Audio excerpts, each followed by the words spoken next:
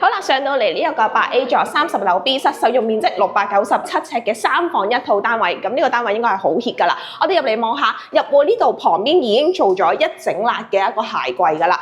之後再入嚟就會係客飯廳個位置，最主要呢個客飯廳長形為主，但係最重要嘅部分就係呢一個客飯廳咧，係落地玻璃窗望住一個向東北嘅河景啊，非常之靚。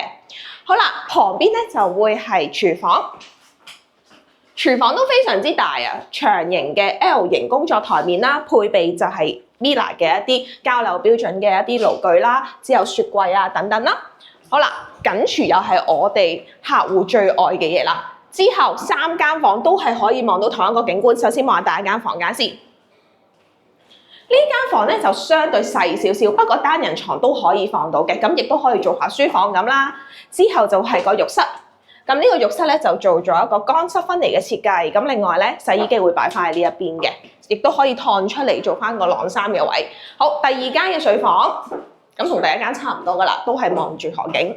好，再嚟望下呢個697尺嘅主人房開成點先。咁呢個主人房3邊落床咧都係冇問題噶啦，最主要就會有埋一個工作露台位置，可以出到去望住個河景嘅。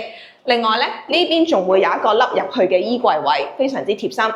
再嚟咧，配埋一個主人房嘅浴室俾你。咁呢一個就唔係浴缸，係一個淋浴間設計啦，但係都做咗乾濕分離設計嘅。咁呢一個697尺3房1套嘅開值咧，我自己覺得幾靚，因為最主要咧廳啦房都可以望到一個咁靚嘅河景，而且係緊廚明房，唔知你點睇？